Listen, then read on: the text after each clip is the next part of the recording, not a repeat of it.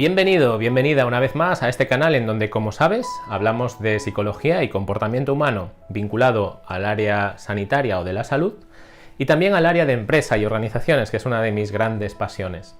En esta ocasión voy a hablarte de la ansiedad por comer, que es uno de los problemas más frecuentes que acude a la consulta de psicología y que tiene un tratamiento más sólido y eficaz para solucionar ese problema de ansiedad por comer. Si quieres aprender un poco más de esto de ansiedad por comer, quédate porque comenzamos.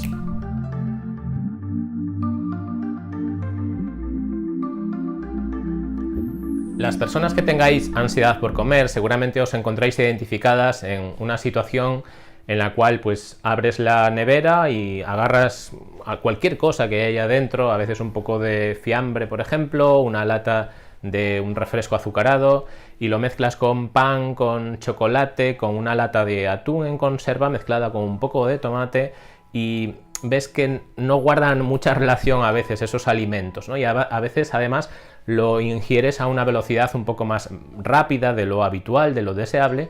Y lo más importante de las personas que tienen ansiedad por comer es que esto no lo hacen directamente por una respuesta de apetito, es decir, no tienen realmente hambre, y es algo que no pueden controlar, además, es decir, que no les resulta fácil parar y que además saben y reconocen que es un comportamiento inadecuado, es decir, que les puede generar un problema y que no les beneficia en absoluto. ¿Por qué la gente tiene ansiedad por comer? Bueno, hay diferentes explicaciones. Una de las más potentes que explica este problema es por ese vínculo que ha habido a lo largo de nuestra infancia, adolescencia y casi toda nuestra vida entre el hecho de comer y un refuerzo, un premio, algo que estaba bien. Entonces nuestro cerebro lo ha ido generando esas asociaciones entre comer y satisfacción o agrado. Por una parte, por el mero hecho de alimentarnos, ¿no? Cuando tenemos hambre, tenemos una angustia interna que se sacia inmediatamente en el momento en donde ingerimos alimentos. Es decir, nos calmamos esa ansiedad. Pero esto no es el motivo más potente. El motivo más potente viene dado de ese reforzamiento que ha tenido la sociedad, generalmente nuestros padres, nuestros abuelos, nuestros familiares directos y también los amigos de nuestros padres, cuando ante situaciones en las que, siendo pequeños o pequeñas, nos terminábamos toda la comida, nos premiaban, nos halagaban, nos reforzaban. Y seguramente te encuentres muy identificado o identificada con esas situaciones en las cuales, cuando te terminabas todo el plato, era maravilloso. Y cuando te dejabas comida porque ya no tenías más hambre, pues aquello era un verdadero desastre. Si eso sucede no solo un día o 2 días o 3 días en tu vida, sino que sucede un año y otro año y otro año y otro año y así durante más de una década, bastante más de una década en tu vida, lo que se generan son asociaciones en tu cerebro entre comer y bienestar, porque cuando comías generabas un nivel de bienestar muy elevado. Y hay unas conexiones neuronales como autopistas en tu cerebro por las cuales la conexión va rapidísima entre alimentarse y satisfacción o placer. Eso lo que significa es que en tu vida, cuando tienes un nivel de tensión elevado, fruto de cualquier tipo de situación vital por la que estás atravesando, a lo mejor estás pasando un mal momento personal por la situación que estás viviendo. A lo mejor te encuentras triste, puede ser, o te encuentras decaído, decaída, encuentras a lo mejor que no eres capaz de afrontar determinados problemas, que se te quedan grandes. Hay una paciente que me decía unas semanas, es que se me queda grande la vida, para referirse justo a esto, ¿no? No puedo afrontar este problema que estoy viviendo, me resulta muy difícil.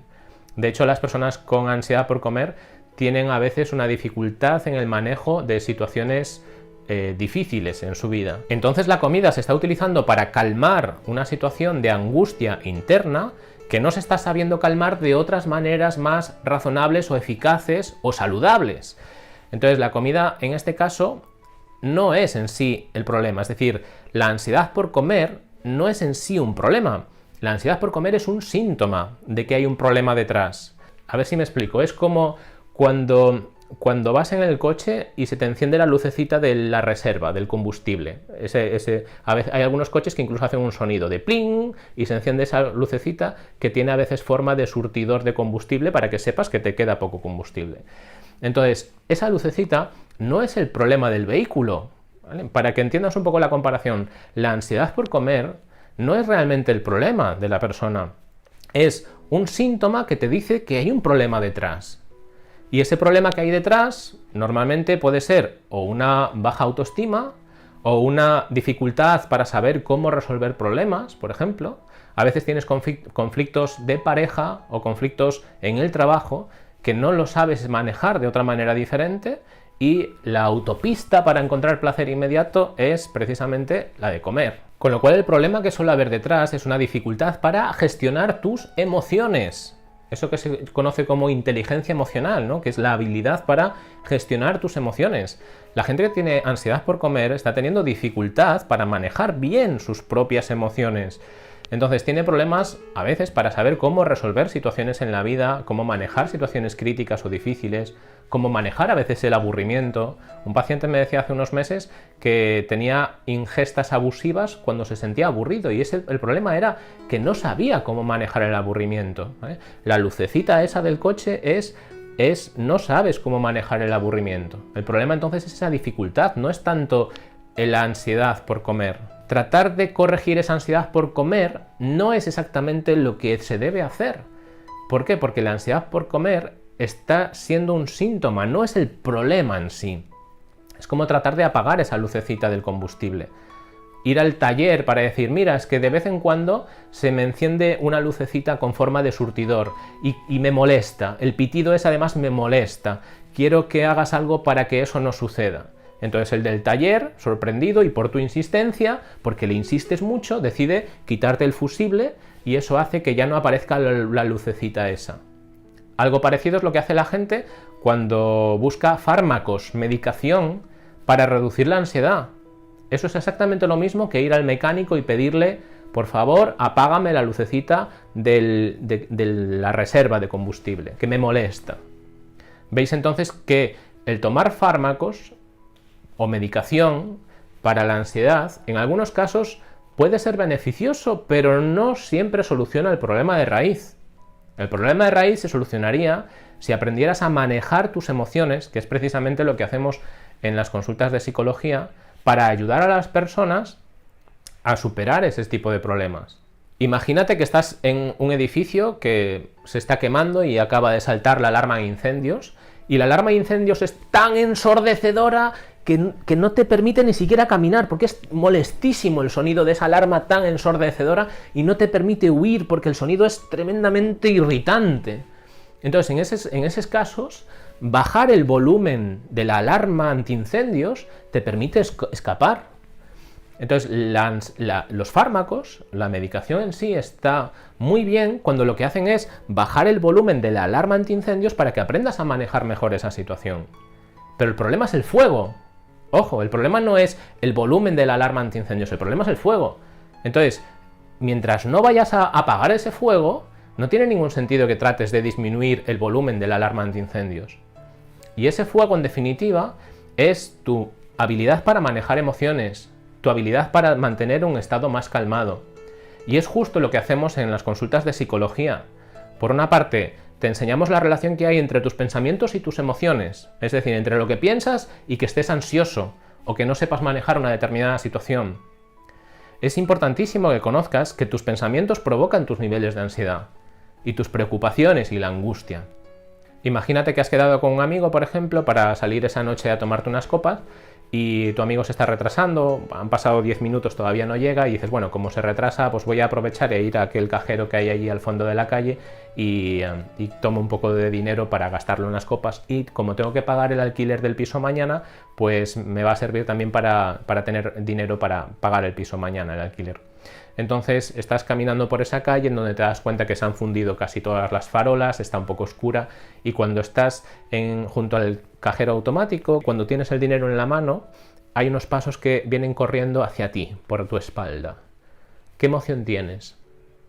Seguramente respondas miedo, ¿verdad? Si es miedo es porque el pensamiento que has tenido es un pensamiento concreto. ¿Cuál es el pensamiento que has tenido? Que te van a atracar, quizás, ¿verdad? Ese pensamiento genera una emoción de miedo. Si el pensamiento fuese, ya viene aquí mi amigo, menos mal, me ha visto, la emoción que tendrías sería una emoción diferente, ¿no? De alegría. Para que veas entonces que tus pensamientos generan emociones. Porque hay personas que tienen muy automatizado el pensamiento catastrófico o negativista, que genera inmediatamente emociones negativas y necesitan aprender a pensar mejor. Por ejemplo, un paciente me decía hace unos meses, cada vez que suena el teléfono en mi casa, cuando son las 11 de la noche o así, mi madre dice, ¡ay, qué habrá pasado! ¿No? ¿Qué habrá pasado? Es que si suena el teléfono a las 11 de la noche es porque me van a llamar para darme una mala noticia. Su madre lo tenía como inmediatamente asociado a eso, ¿no? Es una situación precipita un pensamiento negativo y desagradable. Cuando decía que no recordaba, mi paciente decía, no recuerdo ninguna llamada en donde nos hayan dado una mala noticia por estarnos llamando a las 11 de la noche. Pero su madre tenía ese pensamiento, ¿no? Entonces, recuerda que el pensamiento genera emociones determinadas. En consulta explicamos una metodología que se llama discusiones de pensamiento, de la que te voy a hablar en uno de los próximos vídeos. Te animo, si quieres aprenderla, a que le des al botón suscribirte y así en el siguiente vídeo te avisará. Y esa metodología de discusión de pensamientos negativos previene que te aparezcan pensamientos negativos, con lo cual la emoción negativa tampoco aparece. Y enseñamos también metodología de resolución de problemas, que es una metodología específica en consulta, de la que te voy a hablar también en un próximo vídeo, para que la gente aprenda a resolver sus problemas de manera eficaz, porque hay veces en donde le das vueltas a una misma situación y eso te genera una angustia vital grandísima. Entonces, en la consulta explicamos diferentes metodologías para resolver ese tipo de problemas y que la gente no acabe con el síntoma de comer, con necesidad de comer. Y también en la consulta enseñamos metodología para mantener un nivel de relajación constante a lo largo del día. Porque el problema que aparece muchas veces es que la gente tiene un nivel de tensión elevada y con ese nivel de tensión elevada, cualquier pequeño pico de mala noticia que te aparezca en un momento determinado o te dicen algo que te molesta o que te irrita un poco, y eso tiene un nivel de irritación así, ¿vale? Si tiene un nivel de irritación así, alcanza ya niveles máximos que precipitan la ansiedad por comer y la alimentación de manera abusiva.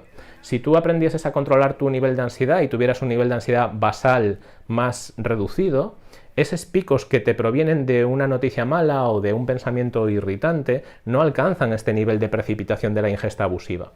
Por eso, uno de los recursos que utilizamos es el entrenamiento en técnicas y habilidades de relajación, como una técnica que tienes en mi canal, te la voy a dejar por aquí arriba, que te invito a practicarla, o una formación completa incluso en manejo de la ansiedad. Te voy a dejar abajo en los comentarios de este vídeo un enlace a un muy buen curso de manejo de la ansiedad, un curso online, para que veas todo este proceso que te estoy comentando y cómo funciona la ansiedad y cómo se puede reducir. Bueno, y hasta aquí el vídeo de hoy. Espero que te haya gustado esta parte vinculada con la ansiedad por comer. Si es así, pues te invito a compartir este vídeo, a suscribirte al canal y nos vemos en algún otro vídeo de psicología de este mismo canal. Que tengas un magnífico día. Hasta luego.